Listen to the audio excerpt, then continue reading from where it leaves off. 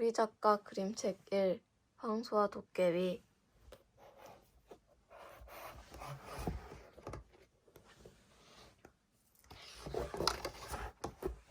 어느 산골에 돌쇠라는 나무장수가 있었습니다. 돌쇠는 부모도 친척도 없이 혼자 살았습니다. 보통 땐 빈둥빈둥 놀고 지내다가 먹을 것이 떨어지면 그때서야 나무를 해서 팔러 나갔습니다. 돌쇠에게는 무척 아끼는 황소가 한 마리 있었습니다. 재산을 몽땅 털어서 산 황소였습니다. 황소는 아직 어렸으나 키가 크고 튼튼했습니다. 황소가 긴 꼬리를 양옆으로 흔들며 나무찜을 쥐고 걸어가는 모습은 정말 훌륭해 보였습니다. 어느 겨울날 장에 갔다가 집으로 돌아오는 길이었습니다. 벼랑간 하늘이 흐려지더니 희뜩희뜩 진눈깨비까지 뿌리기 시작했습니다. 돌쇠는 황소가 눈을 맞을까봐 잠시 주막에 들어가 쉬었습니다. 다행히 눈은 금방 그쳤습니다. 돌쇠는 황소를 끌고 급히 길을 떠났습니다. 그런데 날이 흐려서인지 반도 못 와서 어두워지기 시작했습니다. 야단 났구나. 날은 춥고 길은 어둡고 그렇지만 할 수 있나. 자, 어서 가자. 돌쇠의 말을 알아들었는지 황소도 딸랑딸랑 뚜벅뚜벅 걸음을 빨리 합니다. 얼마쯤 오는데 갑자기 숲속에서 이상한 놈이 튀어나왔습니다. 아저씨, 제발 살려주세요. 녀석은 사람인지 원숭인지 분간할 수 없는 얼굴에 기름은 팔다리를 가졌고 까뭇까뭇한 살결과 노tuk 솟은 귀에 작은 꼬리까지 달려서 고양이 같기도 하고 개 같기도 했습니다. 대체 너는 누구냐? 돌쇠는 깜짝 놀라 소리쳤습니다. 제 이름은 산호뚝이에요. 뭐? 산호뚝이? 거짓말 마라 요놈아. 너는 요놈 도깨비 새끼지? 돌쇠는 버럭 소리를 질렀습니다. 네, 정말은 그렇습니다. 하지만 산호뚝이라고도 해요. 하하하, 역시 도깨비 새끼였구나. 그런데 살려달라니 그게 무슨 소리냐? 새끼 도깨비의 이야기는 이러했습니다. 일주일 전 새끼 도깨비는 다른 도깨비들과 함께 동네로 놀러 나왔습니다. 그리고 하루 종일 재미있게 놀았습니다. 그런데 집으로 돌아가려 할 때 그만 동네 사냥개에게 붙들려 꼬리를 물리고 말았습니다. 그뿐 아니라 동무들과도 헤어져 숲속에 숨어 있었던 것입니다. 도깨비에게 꼬리는 아주 소중한 것입니다. 꼬리가 없으면 재주를 부릴 수도 집에 갈 수도 없습니다. 자, 날씨까지 추워 상처난 꼬리가 쑤시고 아팠습니다. 그래서 꼼짝 못하고 숲속에 있다가 마침 돌쇠가 지나가는 것을 보고 살려달라고 뛰어나온 것입니다. 제발 살려주세요. 오늘은 평생 잊지 않겠습니다. 새끼 도깨비는 두 손 모아 빌었습니다.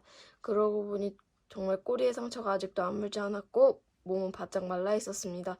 아무리 도깨비 새끼지만 측은한 생각이 들었습니다. 그래, 대체 어떻게 해달라는 말이냐? 꼭 2달 동안만 이 황소 뱃속에 들어가 살 수 있게 해주십시오. 2달이 지나면 날도 따뜻해지고 상처도 날 거예요. 절대로 거짓말이 아닙니다. 대신 황소의 힘을 지금보다 10배나 세게 드리겠습니다. 돌쇠는 기가 막혔습니다. 소중한 황소 뱃속에다가 도깨비를 넣으라니. 하지만 거절하면 새끼 도깨비는 분명 얼어 죽거나 굶어 죽고 말 것입니다. 또 소를 지금보다 10배나 힘세게 해주다니 해로운 일은 아닌 듯 했습니다. 생각도 못해 돌쇠는 소의 등을 두드리며 어떻게 하면 좋겠니? 하고 물었습니다. 소는 말귀를 알아들었는지 고개를 끄덕끄덕하였습니다. 그래, 좋다. 꼭 2달 동안이만이다. 새끼 도깨비는 좋아 펄펄 뛰면서 고맙다고 하더니 깡충 뛰어 황소 뱃속으로 들어갔습니다. 그랬더니 참 놀라운 일이 일어났습니다. 정말로 황소의 힘이 10배나 세진 것이었습니다. 그 전에는 하루 종일 걸리던 장터를 나무로 가득 찌고도 하루에 3번씩이나 엉려했습니다. 돌쇠는 도저히 따라갈 수 없어 새로운 알구지를 하나 사서 타고 다녔습니다. 와, 이거 참 신기하다. 돌쇠는 하늘에라도 오른 듯이 기뻤습니다. 그리고 전보다 훨씬 더 소를 소중하게 여겼습니다. 마을 사람들은 그런 황소를 보고 놀라 눈이 둥그레졌습니다. 어떤 사람 황소의 힘이 어떻게 세졌는지 가르쳐달라고 놀랐고 어떤 사람은 돈을 얼마든지 줄 테니 팔라고까지 했습니다. 그럴 적에마다 돌쇠는 딸랑딸랑 이러이러 신나서 소를 몰았습니다. 게으른 뱅이 돌쇠였지만 힘센 황소를 데리고 다니는 재미에 열심히 나무를 팔려 다녔습니다. 그래서 돈도 많이 벌었습니다. 이러는 사이에 어느덧 약속한 날이 다가오고 자꾸 소의 배가 부르기 시작했습니다. 돌쇠는 깜짝 놀라 커다란 배를 문질러주기도 하고 약도 써보았으나 아무 소용이 없었습니다. 돌쇠는 뱃속에 있는 도깨비 때문일 거라는 생각이 들었으나 그러나 처음에 꼭 2달 동안이라고 약속하였으니 조금 더 두고 보기로 했습니다. 며칠 지나면 무슨 결말이 나겠지. 죽을 걸 살려줬는데 설마 나쁜 짓이 할까? 돌쇠는 약속 날짜만 기다렸습니다. 어느 날 새벽입니다. 외양간에 쿵쾅쿵쾅 요란한 소리가 났습니다. 돌쇠는 누가 소리 훔쳐가는 줄 알고 허둥지둥 외양간으로 달려갔습니다. 이게 대체 무슨 일이야? 황소가 이를 악물고 괴로워 못 견디겠다는 표정으로 날뛰고 있었습니다. 돌쇠는 황소 고삐를 붙잡고 늘어졌습니다. 그러나 황소는 좀처럼 진정을 못하고 괴로워했습니다. 돌쇠 아저씨, 돌쇠 아저씨! 돌쇠는 자기를 부르는 소리를 들었습니다. 정신이 번쩍 나서 주위를 둘러보았으나 아무도 보이지 않았습니다. 어디선가 또 돌쇠를 부르는 소리가 나와서 들려왔습니다. 그 소리는 황소 입속에서 나는 것 같았습니다. 돌쇠는 소 입 가까이에 길을 가져다 댔습니다. 돌쇠 아저씨, 저예요. 저를 모르세요? 오, 너 도깨비 새끼로구나. 아니, 왜 여태 그 속에 있니? 얼른 나오지 않고. 큰일 났어요. 매일 누워서 아저씨가 주시는 음식을 맛있게 먹었더니 살이 너무 많이 쪘나 봐요. 소 모가지가 죽어서 도저히 빠져나갈 수가 없어요. 그럼 어떡하면 좋단 말인가? 돌쇠는 황소가 불쌍해서 그만 눈물이 글썽글썽해졌습니다. 그때 새끼 도깨비가 말했습니다. 좋은 수가 있습니다. 소가 하품을 하게 해주세요.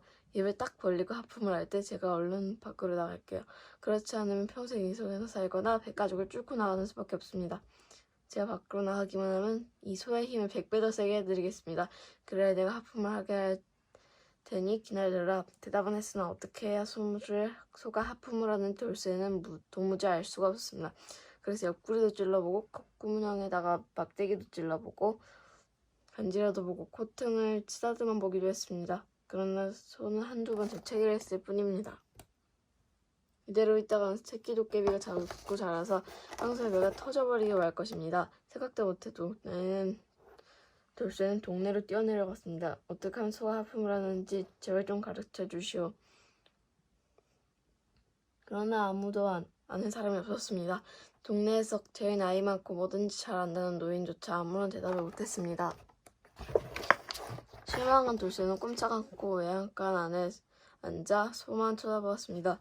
공연히 그놈에게 속아서 황소 뱃속을 빌려주었구나 하고 후회했습니다.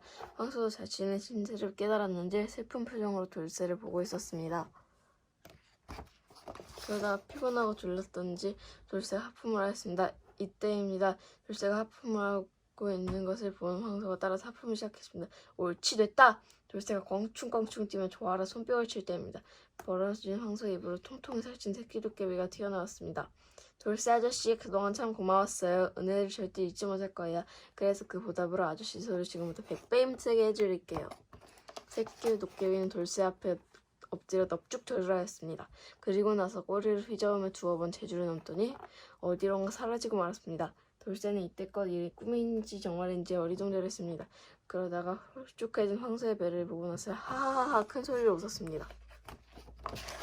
돌쇠는 100배나 힘이 세진 새를 물며 도깨비 아니라 귀신이라도 불쌍하다고 살려줘야 해 라고 중얼거리며 콧노래를 불렀습니다.